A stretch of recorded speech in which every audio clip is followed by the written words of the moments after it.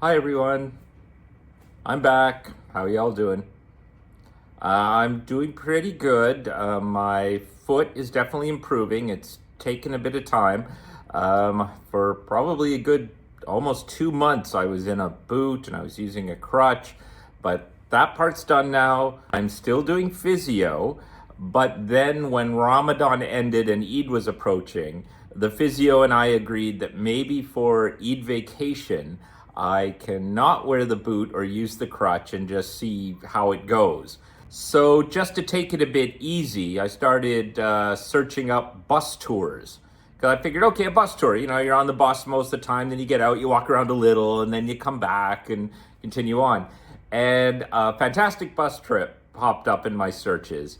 And it was a 4-day bus trip to Western Scotland to do distillery tours, which to me was like, hey, whiskey, sounds great. Definitely not a lot of climbing around, hiking, seeing ruins and things. So yeah, I signed up for that. And so my Eid vacation was in Scotland. I flew out to Edinburgh from Doha on a direct flight. And then the next day, left on the 4-day whiskey tour. It was a small tour group. This tour company does max 16 people, but it was 11 of us plus a guide. So we boarded the bus tour to an island called Islay. Despite how it's spelt in English, it's pronounced Isla. Isla? No, Islay. So it's pronounced Isla. And we spent the first day basically traveling there, going through the countryside, stopping occasionally at, sites and picturesque towns en route before boarding a ferry to the island. And then once there, stayed in one of the two main towns called Bowmore. Now, the island itself only has about 3,000 people. And there are two main towns, Bowmore and Port Ellen. And so we were staying in Bowmore those first 3 days, which meant, this was not a huge city. The guide even warned us ahead of time. It's like, okay, for dinner, because dinner was not included, you were on your own for that. It was like, he basically listed the potential restaurants. He's just like, there's the list. You might want to book in advance just in case it gets busy. But actually, it was fine. It was a lovely little town. I mean, the countryside of Scotland is really quite nice. It does have a stark kind of beauty to it. It's not all lush forests and things, but it is quite beautiful to drive through. I'd never been outside of the main cities of Scotland, so I'd never been to the countryside before. At Islay, we spent the next 2 days basically touring the countryside and visiting distilleries. I think in the end we visited 6 because the island is very well known for its whiskey, and there are a number of distilleries there. The whiskeys from the island tend to have a fairly distinct smoky, peaty kind of taste because the island mostly uses peat for heating. Now, if you're not sure what peat is, you might want to look it up. It's basically almost like compressed swampy vegetation that builds up over, centuries. But you can dry it out and burn it. And it's a very standard fuel back in the day in Scotland and Ireland and places where there's a lot of peat. And at the distilleries, they would use peat to dry the barley that was then used for producing whiskey. And they would do it deliberately. They would deliberately burn this peat to dry it out, make it very smoky so that the barley would absorb the smoky, peaty flavor, which then imparts onto the whiskey. Now, I had a peaty whiskey once before in my lifetime. I didn't like it at all. And I felt that it was more because, okay, maybe it was just not what I was expecting. If you're used to whiskeys tasting a certain way, then you try this thing, it kind of throws you a bit going, oh, what, like something wrong with this. So going on this tour, I figured would allow me to really get a handle on these sorts of smoky flavors in whiskey and really give it a try. And the result is, no, it's still not my thing. I'm not really into these kinds of very heavy, smoky, peaty whiskeys, but I did give it a go. I gave it a go. I think from now on, I'm just going to lean more to lighter, more normal tasting whiskeys. I did, however, learn a lot on the tour. One of the things that I didn't know about was when you put the whiskey in a cask to age, they don't put it in a new cask. They will always try to put it in an oak cask that was used for producing something else, typically bourbon or sherry or just something like that. Because then by storing it in the oak cask, some flavor also imparts from what was stored in it originally. So in areas around the world where they use oak casks to produce things like sherry, they can then sell the casks later for whiskey production. I have since learned that I do prefer whiskeys from sherry casks as opposed to bourbon and other types of casks. I don't know, maybe just because it imparts a slightly sweeter flavor to it. I'm not sure. But every time I try one that came from a sherry cask, I did find that I liked it better. Now, you might see from the pictures that by and large, the weather was beautiful. It was strange. I mean, this is Scotland in late March, early April. Your general view is going to be, it is going to be rainy, it is going to be cold, cloudy, foggy, it's damp.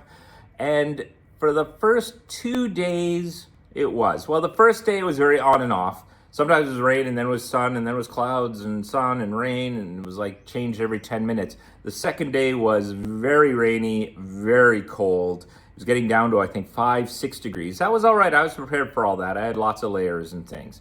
But thereafter, it just started getting really sunny and nice, and it stayed that way for the rest of the time I was in Scotland. In fact, I think they were saying it was going through like a mini heat wave. And by about the third or fourth day of sunshine, I was actually seeing a number of sunburnt Scots walking around. Granted, they're generally redheaded, so they're more sensitive to the sun, but it was just funny how, you know, it's like early April and like people are getting sunburnt because it was so sunny out. So after 2 days of roaming around Islay, we then took the ferry back and drove back to Edinburgh through the countryside. Again, a lovely trip. We took a different road just to see some different sights. And then I stayed a few more nights in Edinburgh, but I had been to Edinburgh before, so it wasn't so much to see Edinburgh itself, but to use it as a base to see some other places. And I had a Scottish colleague who had made some suggestions for me. And so one day I went to a town called, well, I pronounce it North Berwick, but I think they pronounce it Berwick or something to that again. Something like that, which is about 40 minutes outside of Edinburgh. It's a seaside town with beaches and so forth. But what it is well known for is some rock outcroppings a few kilometers off the shore, which are major nesting grounds for seabirds, including puffins and northern gannets.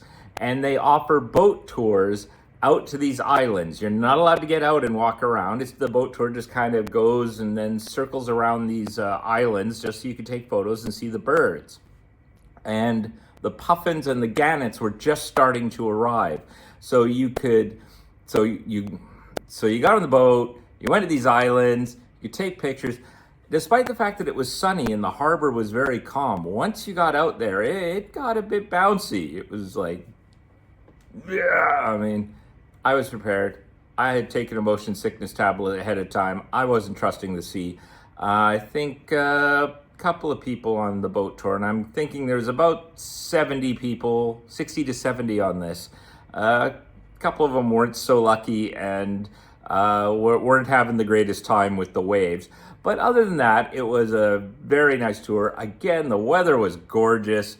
And it was neat seeing these islands with these birds. Now, it was still a bit early for the main migration of them, but within a couple of weeks, especially the one island where the gannets go to, it will be covered by tens of thousands of them. It's a major nesting ground for this species of bird. And thousands of puffins would be there. Oh, puffins are so cute. Aren't puffins cute? Here's a picture. How can you not love they just? In fact, when I showed pictures here in Doha, people immediately like, penguins? Are those penguins? Well, they kind of look like penguins, but they're not. They're a seabird called a puffin, and they're very cute. And then the next day, I went to a city called Stirling to visit the castle there. Stirling was the seat of the King of Scotland up until the early 16th century, right after Elizabeth I dying, because Elizabeth I passed away without any children. So then the throne passed to her cousin. I think he was first cousin once removed or something like that, James, who also at that time happened to be the King of Scotland.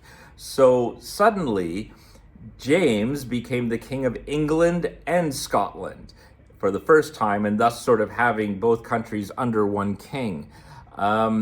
He is known as King James I in England, but he's known as King James VI in Scotland.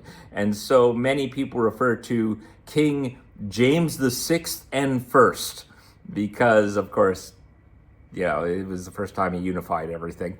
So after he became King of England, he moved to London. And then Stirling Castle just kind of, fell away in terms of its importance. Stirling Castle also had a slight revival in the late 20th century with the movie Braveheart, because a major battle in Braveheart took place by Stirling Castle. It is known as the Battle of Stirling Bridge, despite the fact that in Braveheart, they decided not to have a bridge in it, which is unfortunate because the bridge was a key thing about the battle. But Braveheart just decided to skip the whole part about having a bridge at the Battle of Stirling Bridge. Anyway, when I was looking over the ramparts on a guided tour of the castle, the guide kind of lamented that, where he was just like, okay, down there is where the Battle of Stirling Bridge took place, and I don't know for whatever reason why Braveheart decided not to have a bridge in the battle, because it was very important.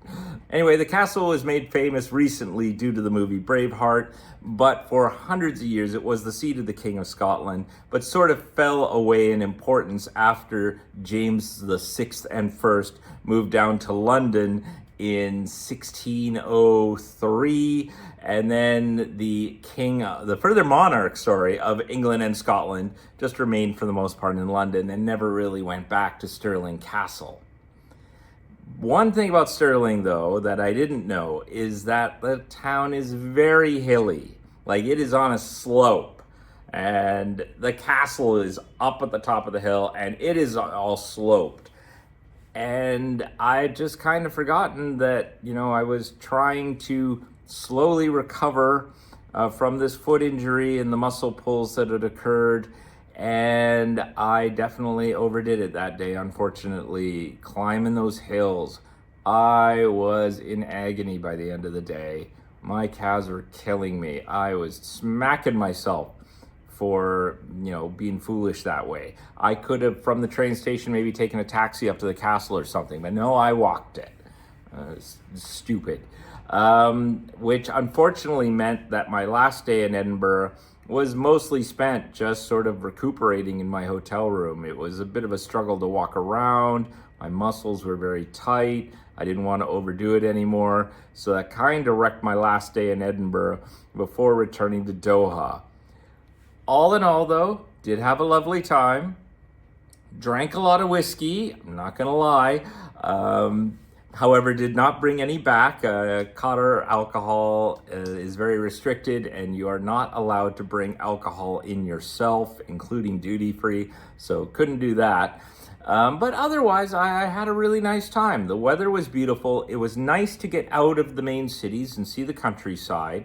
I really do think that one day I will try to do either a tour, or maybe I'll do it on my own, go up to the very far north of Scotland where the Mackay clan lands are, and just tour around there. Now, the guide on our whiskey tour did tell me, there is not much up there. It is very barren, very cold, but I know that. But, it'll just be an interesting thing to do. And Scotland really is beautiful. The countryside was worth seeing. That's all I got to say. And leg's doing a lot better now. It took a couple of days after returning for things to get better. And with physio, I'm now back to, where I was at before I left on the trip. Not back in the boot, not using the crutch still. And I figure over the next month, I'll be back to normal. Talk to you later.